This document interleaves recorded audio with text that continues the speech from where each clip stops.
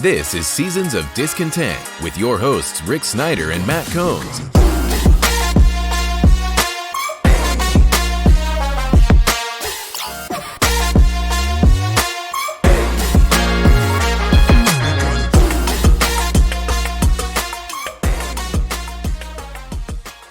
Welcome to Seasons of Discontent, Season 11, Episode 3, brought to you by Rick Snyder's Washington. And I'm Rick Snyder. And I'm Matt. And we're back with all things Washington sports and life as part of the mighty Rick Snyder network of things, including, if you want to look on YouTube and social media, the Sermon Writer, which Matt produced and I wrote and went in. It's online now on YouTube and other places. So it's a great little 1 hour play that you can look at and hit the thanks button, if nothing else. All right, Matt, it's finally NFL season. A couple weeks, right? Somebody else's first game. I saw the Friday game. They're playing Thursday. Then they're playing Friday in where is it? Rio or somewhere? I think it's Sao Paulo, Brazil. And there's wildfires all around it. And they're talking about having to cancel that game. I don't know how to cancel. Well, not only that, but they're not allowed to wear green, and they pick two teams that wear green. So, I don't know what's going on. They're green.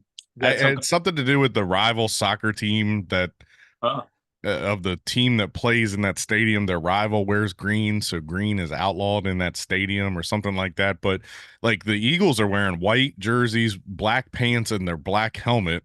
And then I think Green Bay is wearing yellow pants and green jerseys. So I don't know what's going on with that game, but yeah, that'll be kind of cool to have like Friday night football.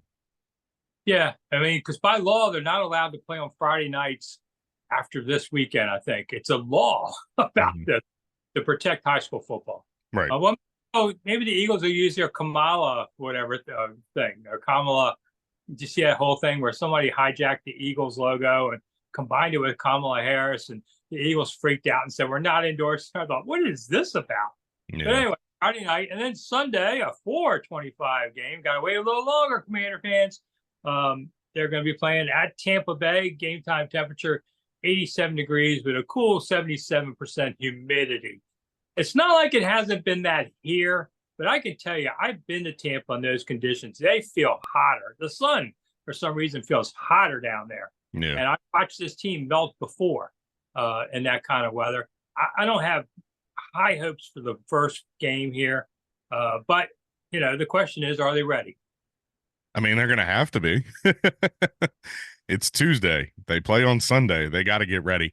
I'll say this. I'm more confident with Dan Quinn behind the helm than I was last year or the year before with Ron Rivera. Honestly, the way that Quinn has kind of taken over this team and this team is his vision and Adam Peters' vision. They don't have a lot of the stars. They don't have a lot of the names. They didn't make big splashes in free agency. They're building a team. They're not trying to just go out and do it the Dan Snyder way. Quinn has different buzzwords that still mean the same thing. So he and Peters are both talking about, we went with team over talent. And at first you're going, boy, you got a bunch of bums that get along together. No, it's really chemistry is what they're saying. They don't want to hire some high price, so I would say like Ayuk, that's going to cause problems. Now, if you draft a guy that causes problems, that's your fault. But they're not willingly going to go get those guys. So it's not because you need talent to win. You can have a bunch of nice guys that are going to finish last. But they're trying to say, let's try and create the atmosphere here first. And then, then you can expand out and get that guy if you have to. What was the one thing that this team was lacking? What was the one thing this team has been lacking? Gosh, there's so many. Which one do you like? They have been lacking a culture. There's been a culture of losing for the past 20 years, minus a couple seasons here and there, and they don't have an identity. So at least Peters and Quinn are trying to give them an identity. I get what they're saying. That maybe the wording is different, team over talent. That's probably a little off because it does kind of come across as like, yeah, we got a bunch of bums, but they don't. They drafted the quarterback that a lot of people are saying should have been number one, if not for Caleb Williams. They got the quarterback that a lot of people are picking to be rookie of the year. They have one stud wide receiver They brought in a veteran tight end that is here to not only play, but also be an on-field coach. They got a linebacker that is going to do the same. They still have pieces. Like I'm trying to tell people it's going to take a year or two. There was a huge mess that Peters had to clean up when he got here. It's not just the front office, it's not just the staff, it's not just the personnel, it's not just the players. He had to take over everything and bring in the right people to clean up this place. He started it. It's going to take a year or two, but they have holes. I'll be honest with you. I'm really not impressed with the cornerbacks. I'm not really impressed with our offensive line, which has been, our offensive line has been crap since Trent left, it seems anyway. But I don't know, man. It's just, it's going to take some time. That's why I'm kind of saying 6-11, 7-10. New coach, new quarterback, new culture is good for another 3 wins probably. So I don't know. It's gonna be a bumpy ride, but I think next year we'll start to see this team really take that team over talent mentality, and he's going to shape it more. Well, I agree that the culture here lacked, because when Ron Rivera came in, he talked about 5 years. Well, in the NFL, your career is maybe 5 years. So that's like telling your guys here, I'm not expecting any of you to win, but they didn't get any better in their drafts and such. Right. They kept, let's see, they changed over almost 60% of the roster, highest in almost 80 years, because they wanted to build the culture, but they also need to win. And they all know that. And Adam Peters said the other day, listen, we're trying to win now. We're not just saying 3-4, we'll cruise on in, have a beer, and see you later. They are going to try and do it. I think if the quarterback can be what they hope he is, that's going to steal some wins. If the kicker turns out to be okay and not blow any games, that's where you can lose a couple. That'll be okay. But yeah, you're right. The last year they just didn't care. I mean, the coaching staff was dead behind the eyes. The players see that. Everybody knows they're going at the end of the year. So the only thing they have to think about is don't get hurt. Yeah. And they just didn't care. They lost their last 8 games, didn't even try. So hopefully at least they'll give it a shot this year. Yeah, and that was the thing. As soon as his ink dried on the contract, everyone knew. We're all dead men walking, whether it was the staff, the players knew this was going to be a turnover. But, the biggest thing with the culture that I think Adam Peters and Dan Quinn are going to work on the most is they're going to make Washington a destination. And this place has been a destination in the past. It's been a destination to come get overpaid and not have to produce. They're going to, and I'm not talking like in the Brandon Ayuk sense. Brandon Ayuk, all that stuff about him wanting to play with Jaden and his 2 teams were Washington and Pittsburgh and all this stuff. That's all crap. That was a way for him to get paid and not have to go through training camp. Every player does it.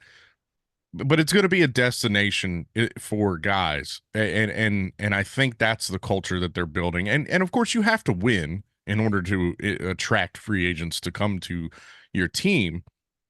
But I think walking in the building, shaking hands with Dan Quinn and Adam Peters and Josh Harris over Dan Snyder, Vinny Serrato, or whatever Joe Blow they want to throw out there, and a dead duck, lame duck coach, it's going to be more of a destination franchise. At least that's what I hope. This season comes down to 2 things: the cornerbacks and the offensive tackles. Yeah. And on one side, I mean, Cornelius Lucas can hold on, I think, at left tackle. I don't think Coleman's ready to go because he was hurt in the preseason. That kind of derailed the plans. But I always kind of thought, just start with Lucas, you'll end with Coleman over there. And let's just hope that works out. I don't know. Lucas is okay. He got worn down last season. That's his problem. He's a great spot starter, a reliever kind of guy. You can't play him 17 games and he wore down like everybody. On the other side, Wiley, he's been nicked up. He makes, a lot in the preseason. He makes mistakes. He has penalties. The interior 3, I think they're okay. But those tackles can just undermine the whole offense. And then, hey, listen, this defense gives up bombs. That's not going to help you either. There's the 2 areas that you're just going to live with what you have. Yeah, and a name that we keep hearing, I know he's older. He's a free agent. He's always banged up, is David Bakhtiari. That's a guy they could bring in after week 2 if they need help along the offensive line that's going to be on a veteran minimum. There's pieces there that you can plug and play, but they're not long term. And I think that's where, look, Peters went out and got his quarterback. Everybody's kind of raving over this draft, but we raved over Ron Rivera's drafts as well, and look how they turned out. But a lot of the talking heads are really lauding his draft, saying he did very good. Jane Daniels is possibly rookie of the year overall, number one, could have been number one if the Bears had went that way. Um, and then Johnny Newton's going to play hopefully soon. He's been activated. You got Sandstrill in the third. I mean, they filled a lot of areas. A lot of people are gloating over Luke McCaffrey. I haven't seen much of him yet. Maybe that's a guy that takes 2 or 3 years to adjust to the NFL, but you got him in the back end. So, but I think next year's draft is the focus, where you go left tackle in the first. You're going to try and find that right side of the line in the second. I think next year we'll see a lot more improvements through the draft, and I think that's his mentality. He's going to draft well, and he's going to supplement with veterans here and there. But also I will say this. I mean, I said it last show, and I'm gonna say it again. You've got 5 years of Jaden Daniels under a rookie contract, and if he does blow up the way that people think he's going to, there's God, what could he get a Deshaun deal? Could he get 200 and some $1 million? I mean, that seems to be the going rate for quarterbacks nowadays. Yeah. All right. Best unit on the team. God help me for saying this. It might be special teams. Okay. One is Tressway, who's the only survivor of the last decade around here.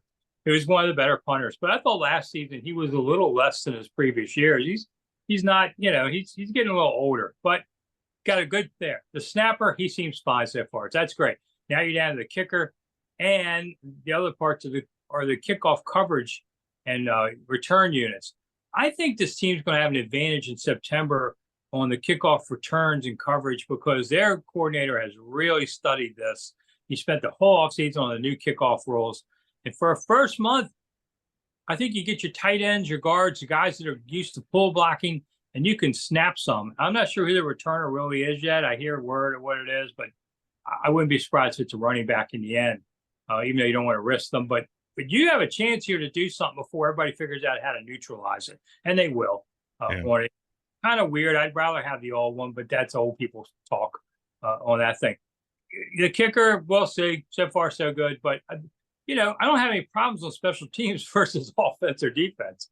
Well, I'll give you 2 units that I think are very strong, and they were both, well, one was definitely a glaring issue when Ron Rivera left, is linebacker. I think the signing of Luvu and the bringing in of Bobby Wagner and converting Jamin Davis to a defensive end over a linebacker where he has to cover, I think that was a very strong move.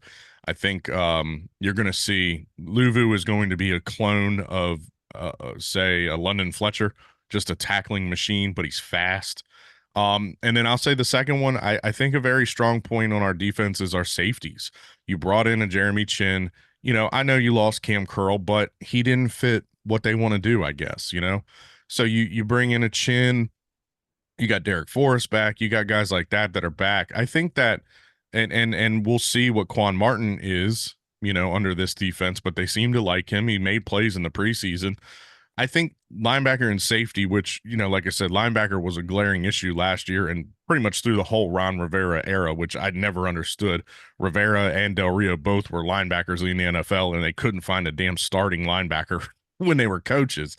But I think linebacker and our safeties, I think those are 2 very strong units on our defense. Uh-oh, got the pollen. Yeah, the pollen's really goodness. Finally, on the way out the door, we talked about all the things. Maryland won its opener in big fashion and plays Michigan State this Saturday. Michigan State's 1-0. That's all I know about them so far. College football, I can't follow because these new rules, the NIL stuff, it's new teams every year now. Well, not only that, but Rick, do you realize that the Pac-12 is 2 teams? There's 2 teams in the Pac-12. It's Oregon State and I think Washington. That's insane. Like, why do you have a conference with 2 teams? Everybody's USC's in the Big Ten. I think. Yeah, they could play Maryland. Is Oregon in the Big Ten as well? I mean, it just doesn't make any sense. Like they need to do away with these conferences and just they need to figure out a way like they did with the NFL. But it's all about money, it's all about that money. That's why Maryland's in the Big Ten and not still in the ACC where they belong with rivals Duke and North Carolina. But it's all about getting more money for your school. Yeah.